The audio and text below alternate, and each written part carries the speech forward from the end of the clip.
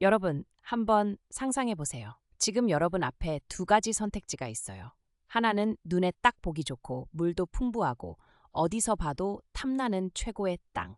그리고 다른 하나는 그냥 평범하고 어떻게 될지도 모르는 불확실한 땅. 여러분이라면 어떤 걸 고르시겠어요? 당연히 좋아 보이는 걸 고르고 싶겠죠. 그게 인지상정이니까요. 그런데 오늘 이야기에서는 욕심껏 좋은 쪽을 선택한 사람과 아무 말 없이 양보한 사람의 인생이 완전히 다른 방향으로 펼쳐집니다. 그리고 그 결말은 우리가 예상하는 것과 정반대예요. 오늘은 성경 창세기 13장 아브람과 그의 조카 롯의 이야기를 함께 나눠볼게요. 이 이야기는 단순히 누가 더 좋은 땅을 차지했느냐의 이야기가 아니에요. 양보가 어떻게 가장 큰 축복이 되는지, 그리고 눈에 보이는 것이 전부가 아니라는 진리를 담고 있는 정말 깊은 이야기랍니다. 자, 그럼 함께 그 현장 속으로 들어가 볼까요? 첫 번째 장면. 이집트에서 돌아오는 길 때는 지금으로부터 아주 오래전 약 4천년 전의 이야기입니다. 아브람은 하나님의 부르심을 받고 고향 땅 갈대아 우르를 떠나 가나안 땅으로 왔어요. 그런데 그 땅에 심한 흉년이 들었어요. 먹을 것이 없으니 어떻게 해요? 아브람은 가족들과 함께 잠시 이집트로 내려갔다가 이제 다시 가나안 땅으로 돌아오는 길이에요. 그런데 이집트에서 돌아오는 아브람의 모습을 한번 보세요. 성경은 이렇게 기록해요. 아브람에게는 가축과 은금이 풍부하였더라. 이집트에서 파라오에게 많은 선물을 받았거든요. 가축도 많고 은금, 그러니까 귀금속도 넘쳐났어요. 그리고 아브람과 함께 조카 롯도 있었어요. 롯도 가만히 있지 않았어요. 롯에게도 어느새 양떼와 소떼 그리고 많은 종들이 생겨 있었어요. 두 사람 다 가진 게 상당히 많아진 거예요. 처음에는 이게 그냥 기쁜 소식처럼 들리죠. 재산이 많아졌으니 잘 된 거잖아요. 그런데 사실 이게 곧 문제의 씨앗이 되고 맙니다.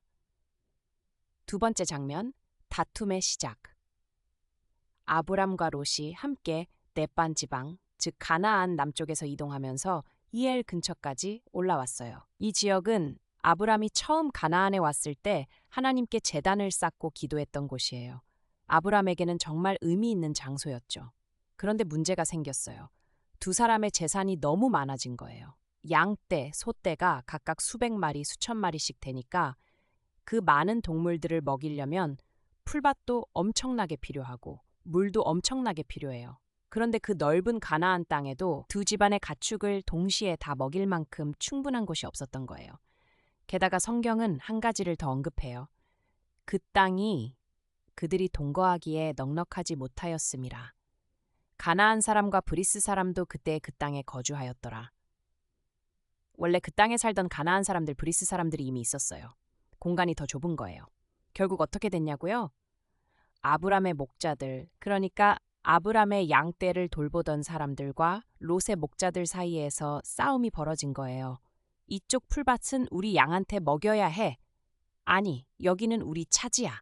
이런 식의 다툼이 날마다 일어난 거죠. 생각해보면 이해가 가요. 목자들 입장에서는 자기 주인의 가축을 잘 먹여야 하니까 좋은 풀밭을 서로 차지하려고 하는 게 당연한 거예요. 그런데 그 갈등이 점점 커지고 두 집안 사이가 불편해지기 시작한 거예요. 세 번째 장면, 아브람의 놀라운 제안. 이 상황을 지켜본 아브람은 어떻게 했을까요? 사실 아브람 입장에서 생각해보면 아브람은 롯의 삼촌이에요. 나이도 위고 믿음의 여정을 먼저 시작한 사람이고 하나님이 직접 부르신 사람이에요. 어떻게 보면 아브람이 나는 장로니까 내가 먼저 좋은 땅 골라 이렇게 말해도 아무도 뭐라고 할 수 없어요. 그런데 아브람은 그렇게 하지 않았어요. 아브람은 롯에게 먼저 다가갔어요. 그리고 이렇게 말했죠. 우리는 한 친족이니 나와 너 사이에 그리고 내 목자와 내 목자 사이에 다툼이 없어야 하지 않겠느냐? 네 앞에 온 땅이 있지 않느냐? 나를 떠나거라. 네가 왼쪽으로 가면 나는 오른쪽으로, 네가 오른쪽으로 가면 나는 왼쪽으로 가겠다. 이 말 정말 대단하지 않나요? 아브람은 싸우지 않았어요. 따지지도 않았어요. 내가 더 어른인데 왜 내가 양보해야 해? 라고도 하지 않았어요. 그냥 먼저 손을 내밀었어요. 형제끼리 싸우면 안 되지. 네가 먼저 골라라. 이 짧은 말 속에 정말 많은 게 담겨 있어요. 아브람은 이 땅이 자기 것이 아니라 하나님이 주신 것임을 믿었기 때문에 움켜쥐려 하지 않았어요. 관계가 땅보다 중요하다는 걸 알았어요. 그리고 하나님이 자신을 지켜주실 거란 믿음이 있었기에 손해보는 것처럼 보이는 선택을 먼저 할 수 있었던 거예요. 네 번째 장면, 롯의 선택. 자, 이제 롯의 차례예요.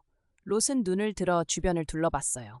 그리고 보이는 게 뭐냐면 요단강 주변의 온 들판이에요. 성경은 이렇게 묘사해요. 요단 온들은 소알까지 물이 넉넉하여 여호와의 동산 같고 애굽 땅과 같았더라. 여호와의 동산, 에덴 동산처럼 아름답고 이집트처럼 비옥하다는 거예요. 쉽게 말하면 우리나라에서 가장 기름진 평야처럼 눈에 딱 봐도 최고의 땅이었던 거예요.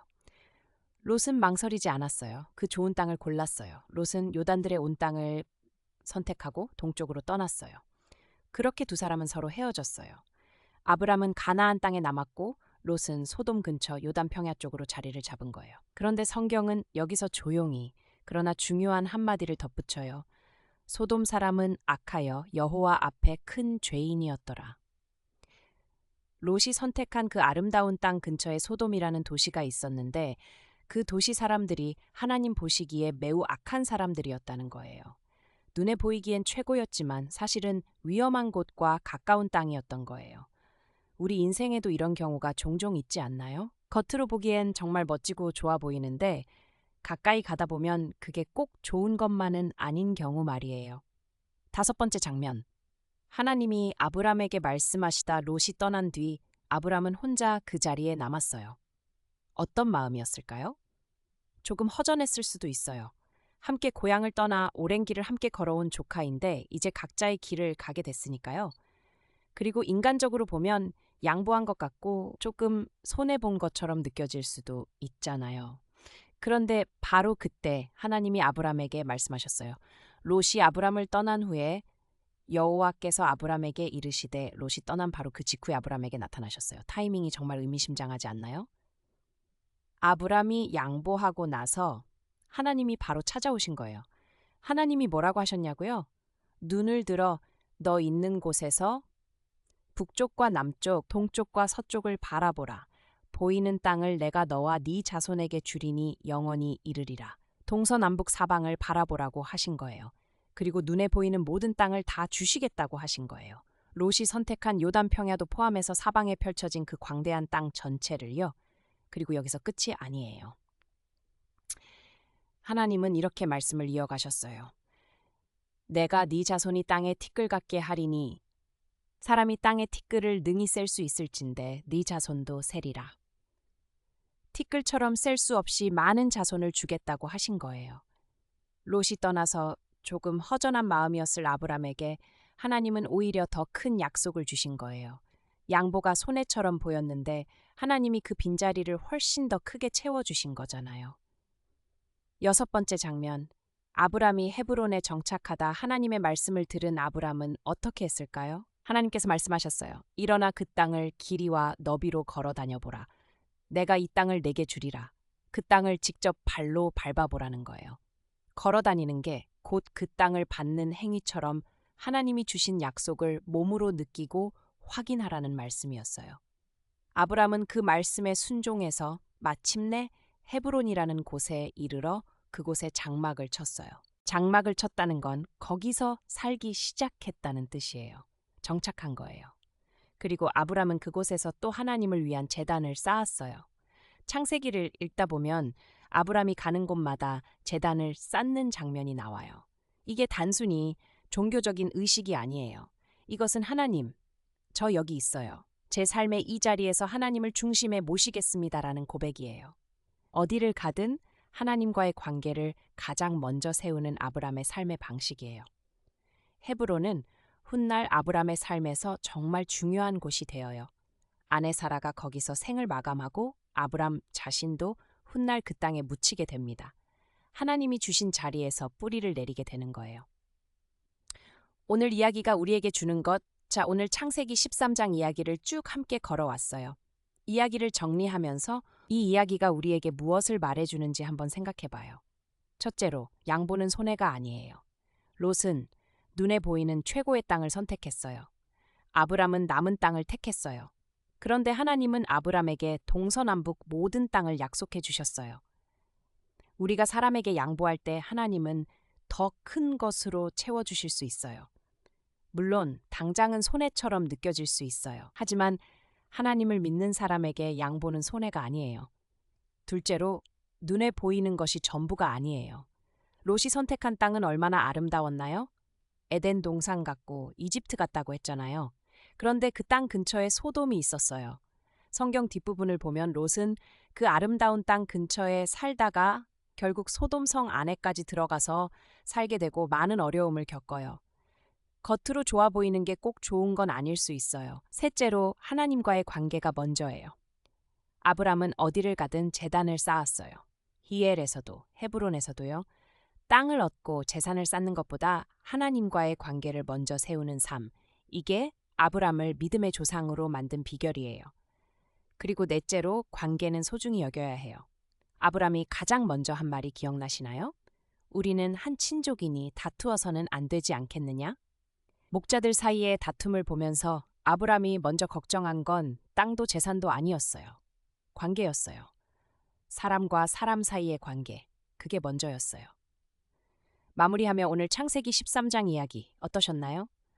아브람의 아름다운 양보, 그리고 그 양보 뒤에 찾아온 하나님의 놀라운 약속, 롯의 눈에 보이는 선택, 그리고 그 선택이 가져온 예상치 못한 결과들.